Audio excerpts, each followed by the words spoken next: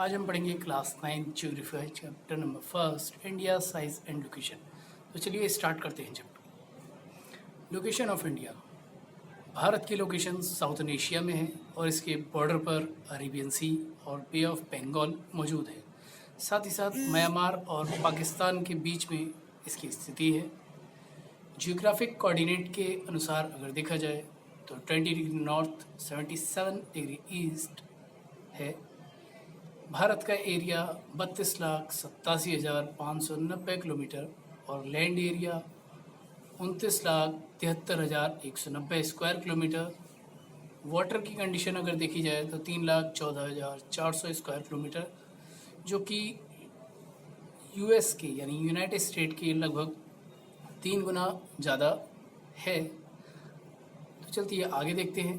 भारत एक विशाल देश है और साथ ही साथ ये mainland latitudes 8 degree 4 minute north से 37 डिग्री 6 मिनट नॉर्थ और longitude 68 degree 7 minute east to 97 degree 25 minute east में है।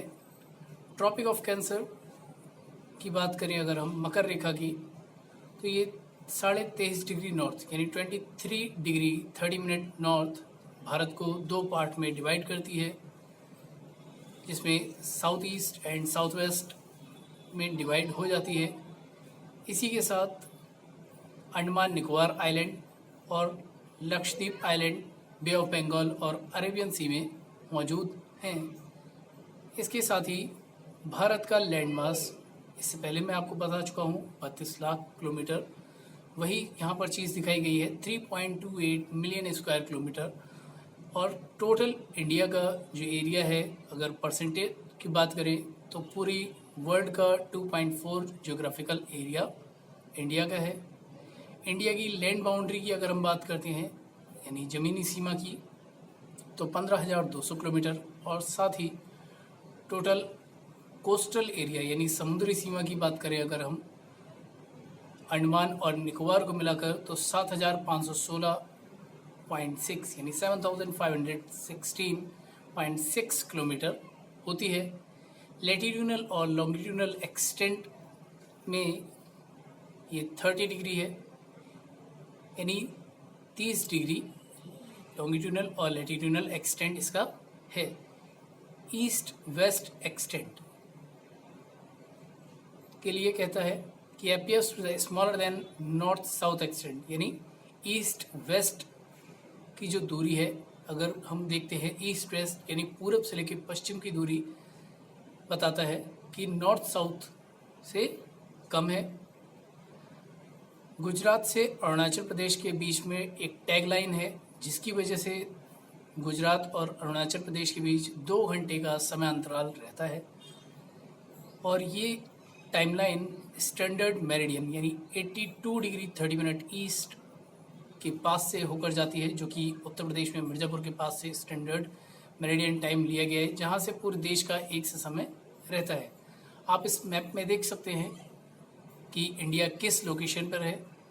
अगर इस मैप में आप देखेंगे ऊपर की साइड में यानी नॉर्थ अमेरिका, यूरोप, एशिया, और नीचे की साइड में साउथ अमेरिका, इंडियन ओशियन या ऑस्ट्रेलिया, और बीच में एक इमेजिनरी लाइन आपको दिखाई दे रही होगी 0 डिग्री पर। ये वर्ल्ड को 2 पार्ट में डिवाइड करती है, साउथ और नॉर्थ में। तो चलिए आगे बढ़ते हैं।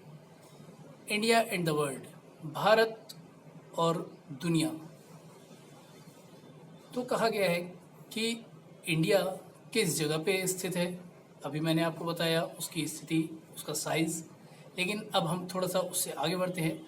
तो कहता है कि इंडियन लैंडमास सेंट्रल लोकेशन में है, ईस्ट और वेस्ट एशिया के। इसके साथ ही साथ ट्रांस इंडियन ओशियन एक रास्ता है जो कनेक्ट करता है यूरोप में बेस्ट देशों को भारत से और ईस्ट एशिया को जोड़ता है।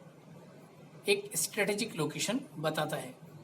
इंडिया के संबंध दूसरे देशों से या दुनिया के, हम कहें कि दूसरे देशों से बहुत पुराने समय से हैं, एक एंशियंट टाइम से हैं। पहले लोग समुद्री मार्गों से जाया करते थे, फिर उसके बाद धीरे धीरे करके सड़क के मार्ग से यानी रास्ते बदल गए। तो यहाँ पे वही चीज़ बताई गई है आपको।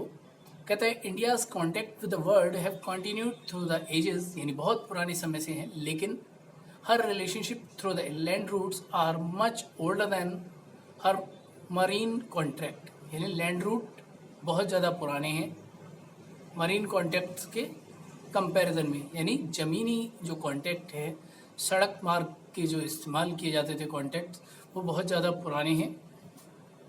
तो इसके बाद हमारा नेक्स्ट पॉइंट आता है कि कई सारे पासेस यानी दर्रे जिसे कहा जाता है, पहाड़ों के बीच में छोटे छोटे से रास्ते होते हैं, दुर्गम रास्ते होते हैं, उनके बीच से एक जगह से दूसरी जगह जाने के इस्तेमाल किया जाता है। तो कहता है कि पासेस माउंटेन्स में north have provided passes to the ancient traveller, ancient traveller को उन्होंने रास्ता प्रोवाइड किया। और कुछ जगहों पर while the ocean restricted such interaction for a long time, उन्होंने रास्ता प्रोवाइड किया एंशियंट ट्रैवलर्स के लिए पासेस ने। उस समय में जब समुद्री रास्ते इस्तेमाल नहीं किए जा सकते थे, तब कई सारे ट्रैवलर्स इन्हीं रास्तों के द्वारा भारत में प्रवेश करा था उन्होंने। इन्हीं रास्तों की वजह से कई सारे ऐसी चीज़ें रहीं या आइडियाज़, कम्युनिटीज़, बहुत सारा कुछ भारत ने दूसरे देशों से सीखा। संस्कृति, विचार, कुछ नए आइडिया भारत ने इन चीज़ों से सीखा है, इन दर्रों से या इन पासेस के थ्रू। और साथ ही साथ भारत में जो आए व्यापारी मर्चेंडाइज अलग अलग देशों से, चाहे वो मसाले के लिए हो, मुस्लिम के लिए हो या और दूसरे व्यापारी हो, वो इन्हीं रास्तों के द्वारा भारत में आए थे। 7 लार्जेस्ट कंट्रीज़ की बात करें अगर हम, आपको पता है कि 7 largest countries Russia, Canada, USA, China, Brazil, Australia, India. यहाँ पर आपके लिए अलग से रेशियो दिया गया है उनका साइज़ कि कितना साइज़ है। जैसे रशिया का साइज़ है 17.07 million square kilometre, Canada 9.97, USA 9.80, China 9.59, Brazil 54, Australia 7.68 और इंडिया 3.28 मिलियन स्क्वायर किलोमीटर। तो ये वर्ल्ड की 7 लार्जेस्ट कंट्रीज़ के नाम हैं, आप इन्हें ध्यान रखें। India extend in standard meridians, अभी मैंने आपको बताया था ईस्ट वेस्ट एक्सटेंड के बारे में या नॉर्थ साउथ के बारे में। तो यहाँ पे आप मैप में देख सकते हैं इंडिया के स्टैंडर्ड मेरिडियन लिखा हुआ है, ये एक डॉटेड लाइन आ रही है स्टैंडर्ड मेरिडियन। और इसके साथ ही साथ ईस्ट वेस्ट की जो दूरी है 2933 किलोमीटर, और उसके बाद नॉर्थ साउथ की दूरी है 3214 किलोमीटर दिखाई गई है। यानी नॉर्थ साउथ की दूरी ज़्यादा है ईस्ट वेस्ट के कंपैरिजन में।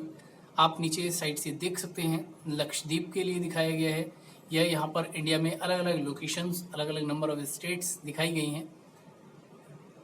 तो इस तरीके से यहाँ पर कई सारी चीज़ों को बताया गया है। स्टैंडर्ड मेरिडियन की अगर हम बात करें, मैंने अभी आपको बताया भी था कि स्टैंडर्ड मेरिडियन के द्वारा ही समय को मानक रेखा माना गया है, या एक समान समय हम सभी जगहों पर देखते हैं। ये एक मानक रेखा है स्टैंडर्ड मेरिडियन। तो चलिए भारत के पड़ोसी देशों की बात करें कि भारत के पड़ोसी देश कौन कौन से हैं और कहाँ कहाँ हैं। तो स्ट्रेटेजिक लोकेशन के अकॉर्डिंग अगर हम बात करते हैं तो भारत साउथ एशिया में स्थित है। इसके साथ ही उसके 28 राज्य और 8 यूनियन टेरिटरीज मौजूद हैं। इसकी अलग अलग बाउंड्रीज अलग अलग एरियाज़ के अकॉर्डिंग, लोकेशन के अकॉर्डिंग है। जैसे पाकिस्तान और अफ़गानिस्तान नॉर्थ वेस्ट में, चाइना, तिब्बत, नेपाल, भूटान नॉर्थ में, म्यांमार और बांग्लादेश ईस्ट में हैं। इसके साथ ही साउदर्न बात करते हैं अगर हम, साउथ में कौन कौन सी कंट्रीज़ हैं। तो साउथ में सबसे पहला तो हमारे पास इंडियन ओशियन है, उसमें आइलैंड कंट्रीज़ के रूप में मौजूद है श्रीलंका और मालदीव। श्रीलंका को सेपरेट करता है एक नैरो चैनल, पाल्क स्ट्रीट, और गल्फ ऑफ मन्नार मालदीव के लिए, तो इन्हीं का ध्यान रखा जाता है। कहता है कि मालदीव आइलैंड सिचुएटेड है साउथ में लक्षद्वीप आइलैंड के पास में। तो इसी तरीके से हम ये देखते हैं। आपको पता है क्या, साउदर्न मोस्ट पॉइंट जिसे इंडियन यूनियन में इंदिरा पॉइंट के नाम से जाना जाता है, ये सबमर्ज्ड हुआ था 2004 में सुनामी में, समुद्र में। और इसके साथ ही साथ सुएज कैनल पहली बार 1869 में ओपन की गई थी